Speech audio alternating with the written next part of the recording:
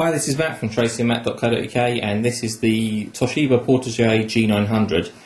Let's just start off by taking a look at what we get in the box with the device. See the device itself on top there. Just put that to one side while we take a look at what else is in the box, and then we'll come back to the device itself. In the bottom of the box there we have the manual and CD-ROM, and in the box here we have the charger, which is mini USB type charger. Battery, which we're obviously going to need in a moment. The battery capacity is 1320 milliamp hours, so fairly large. There's the USB to mini USB adapter cable, or sync charge cable. There's a headphone adapter with an inline microphone and button. Out of the packet there, I'll show you. Headset adapter, so you plug in standard 3.5mm stereo headphones. We also get mains cable and a set of headphones, which I've got a 3.5mm jack on one end. Headphones look okay, but you probably want to use your own sort of better quality headphones with the device than the ones that come with. And finally, a really kind of interesting cable here, which is actually a mini USB to standard USB cable.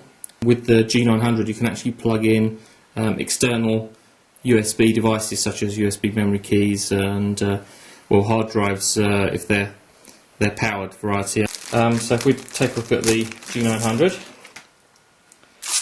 there we go. It's actually fairly large. Initial impression there is larger than I anticipated it being, and even without the battery it's quite heavy. It feels substantial in your hand.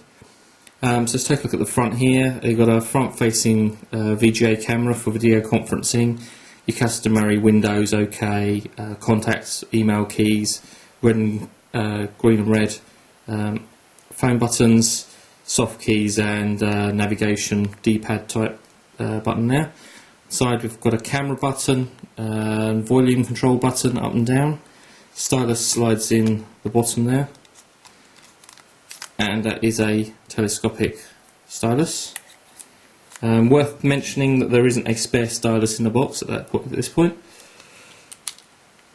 On the bottom there's a cover just over the USB sync charge socket, and on this side is a slot for the mini SD. I know some websites and other sources are quoting micro SD. It is definitely mini SD there, as you can see. There's a cover over the slot there for that. And finally there's a cover over the headphone socket there at the top. Flipping over, got a 2 megapixel camera. From the front there it looks deceptively like a standard camera.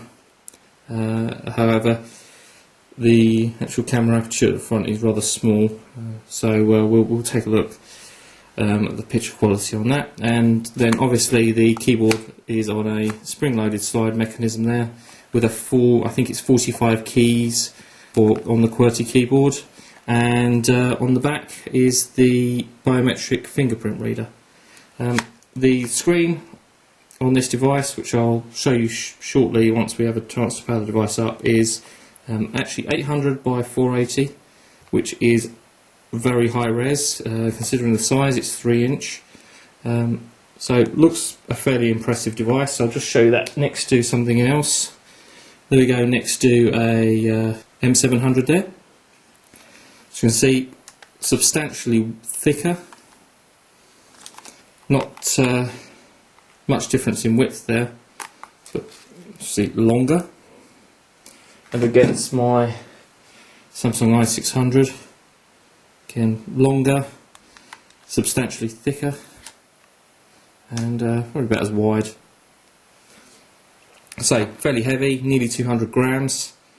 Although the benefit of the integrated keyboard, the size of the screen, the resolution of the screen, and the fact that it's got a 520 MHz processor makes this a really interesting device. So that's kind of our preview of the device. Toshiba G900. Thanks to Clove Technology, www.clove.co.uk for loaning the device, and be sure to come back soon and take a look at our review, which will be online within the next few weeks.